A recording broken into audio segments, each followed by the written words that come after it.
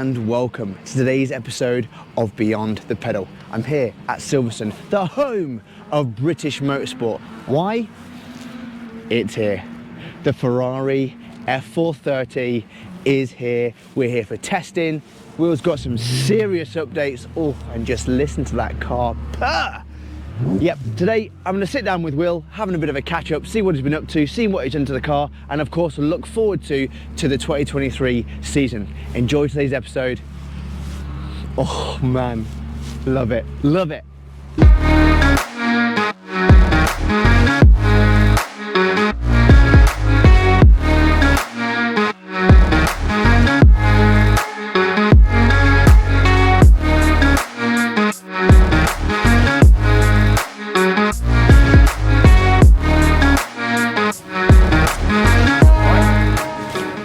Will, hello. Hello. There's been some changes to the Ferrari. There has. Yeah, a few little updates. A few little updates indeed, mate. Maintenance here and there. Before we get into this interview, this little catch-up. Yeah. This looks, well, it looks pretty nice, doesn't it? What? Where were we when you last saw it? At the garage? Was it We were at the garage, mate. Okay, it was a bit of the surprise. The surprise. A lot of changes. Yeah. Yeah. So what have we done to the car? Give the people the update. Yep. On the car. So first off, as you can clearly see, we've started to put some livery on the car, some race livery. We've gone for this stealth black camo with the Army Motorsport logo on top, which I think looks really cool. I was really struggling with the colour of the car and how I wanted to design the livery, but I think it's come out really well. Obviously the key point was covering up the Italian stripes, which looks really good, but we are the British Army. Yeah, true story. And you know, we're representing that, so I had to cover it up, and it's come out really well. We have developed a front blade carbon front splitter. In testing today, it's producing so much downforce it's actually ripped itself off the car. Brilliant. But it's not been damaged too much, so you'll see that on the next iteration. But that is just basically what we need to do is balance out the rear wing. So we've got a big rear wing, which creates a lot of rear downforce, pushes the rear down but lifts the front. So we needed something to give front downforce, and it just pushes the whole car into the ground. Working very well, just needs a stronger mounting system, which will work out. There was a lot of niggles that needed sorting out. So we had a misfire when you took the video, and actually it was your video that highlighted it to me, because I could hear it sounded like a tractor on the video, but you couldn't hear it in the flesh. And it turned out we had a misfire on number 8, which we managed to sort out by getting the ECU repaired. We had a wheel bearing issue, which we've sorted out. And I think that's about it. We've put in a lap timer, we've put in a radio for the comms. And I suppose the biggest change really, we did a few tests last year on the tyres that came on the car, which were Pirelli, effectively road tyres, semi-slicks, and now we've continued our partnership with Sunbit D3. And they've been very kind to supply the slicks for the season, which which is a huge expense. But ultimately, it's what this car needs, and you've had a little bit taste of that today. When we went earlier on, at first, I thought, you're being quite soft. I thought, oh, is this what this is all about? And then obviously you turned it on, and the car was just, I've never been anything like it in my life. It was flat through the corners. The braking was just unbelievable. The power was linear.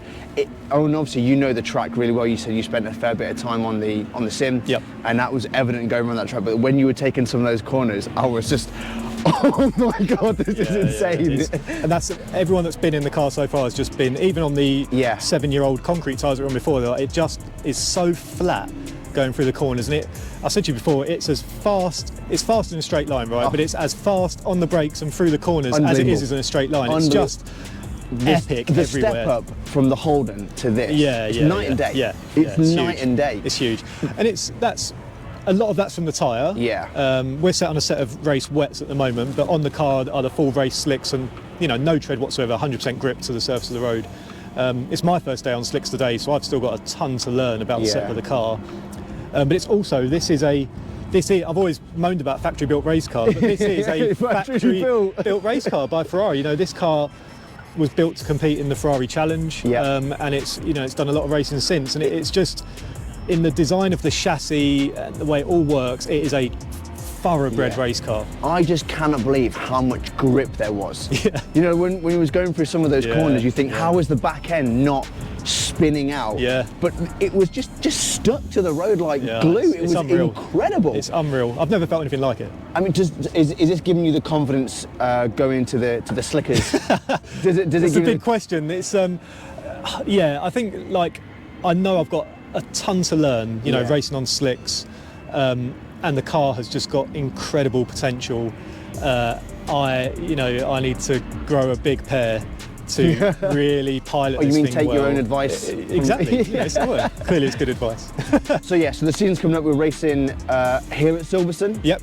For round today. 1 of the Classic Sport. Yeah, Classic Sports Car Club Slicks series, which is, as the name suggests, is a slicks only series. Yep. There's a lot of cars like this and above and beyond. Yep. You know, all sort of GT stuff, current GT cars, old GT cars, a few kind of hopped up club level cars, which are like the cars that people have built themselves and race them still very fast. Brilliant. Yeah, competition's going to be fierce. Feeling good. I can't wait. I can't wait. I just want to get the car out and prove it. I think, you know, I don't think we're going to be smashing it straight away. That's the honest truth of it. But the potential is there to really be punching at the front end. Definitely, I want to see some podiums this year. Yep. And that's not in class, that's overall. Yeah. But yeah, I've got a lot to learn. I mean, I'll be honest, mate. You know, you are a really good driver to start. Let's be honest here. You know, you are really. It definitely took me by surprise when we went out earlier on. Yeah. You know how good you really are in this car. And I think, like you say, podiums. I don't think that's stretching too far at all. I definitely see this car, what it can do, how great it looks. I mean, it completely separate to what we're talking. Just looking at it like that Ferrari. I'm still pinching myself. I'm still pinching myself. Every time I walk into the garage and I see it sat there, I'm just like, oh my God, that is... I also just want to remind everyone, by the way, this is completely self-funded. This is completely self-funded by Will. Like, this isn't, like, don't worry, this is not coming from the taxpayers' purse. Will has completely funded this car through hard work, through sponsorship, through speaking with different people. He has. Yeah. You've worked and I think the hard. key point there is, you know, I've not come into a large amount of money for free. I've almost played Gran Turismo in the real world, right? You know, I started with a Honda Civic, I generated a good car out of that and I made money selling it.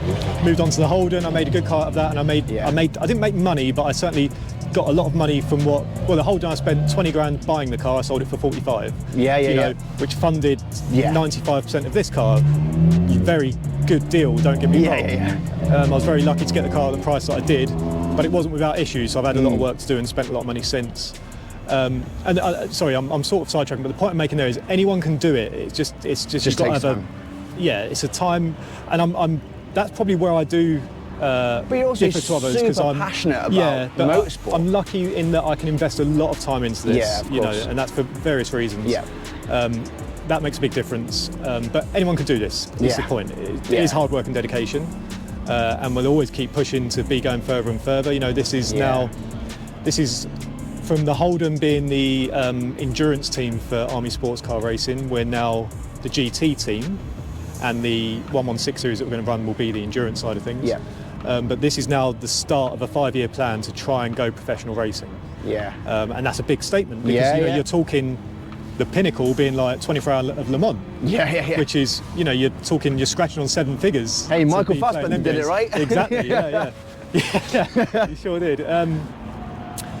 That's the dream, you know, that's a 5-year plan, and without doing stuff like this, we just couldn't by bringing this car into the Army team, we're putting ourselves in that sphere of racing, you know, and we're highlighting what we can do in front of people who have got the money to do it. Definitely, definitely. And that might just cross over at some point. Someone sees us and goes, wow, those guys are on point. Because, you know, we're the most professional team in the pits. We've got good drivers and really good mechanics. And, really you know, we could run a GT team. We just need the funding. Absolutely. And certainly a lot more experience to be gained by everyone, but we could do it. We could do it, and we could do it really well. And this is like that. This is that step into it, that foot in the door of exactly like that. real racing. But like I say, the F430, it looks great. It sounds incredible. It handles great. I think it's going to be a really good year for the team, for the car, mate. I can't wait. I think it's going to open some doors, like you say, like foot in the door. Definitely. See what we can do. Absolutely. Well, Will, thank you. I know you've got testing to get on with. Yeah, we're going to get out on track. Absolutely. And interestingly, there's a lot of GT3s here at Silverstone, and you've been Been toying with him. You've been toying with him. Toying with him. Get out the way, out the way. And like I said, and that is the difference. Like, this is a thoroughbred, factory-built race car, and yeah, incredible, mate. Absolutely incredible. Yeah, and we wish you every success for the rest of the day, the rest of the year. Thanks, and we mate. really look forward to seeing this car round those tracks, mate. Well, yeah, and you'll be coming along for the entire ride. So Oh, absolutely. dragging you along. Brilliant. Well, Awesome. thanks a lot, mate, Thanks, and mate. we'll see you out there, mate. Nice one. Good stuff. Good. Good. Well, that concludes today's episode of Beyond the Pedal. The car looks, feels, sounds incredible. We had some very interesting, not track battles, because Will says that people were just in his way. That's about right, Will? You tell him how good I am. I'm just saying, like, people were in your way, right? It wasn't a battle, they were just in your way, yeah? Yeah. That's what he says. It was pretty clear. So anyway, hopefully you've enjoyed today's episode. It has been a riot to get out in this incredible car. It is just another step above the Army Holden. The F430 Challenge is definitely one to be keeping up with. So like I say, if you enjoyed today's episode, you want to see more of the F430 Challenge Car, then obviously subscribe to the channel or head over to the Army Sports Car Racing Team channel for even more content on this incredible car. Anyway, thanks a lot, guys. See you on the next one. Play the outro.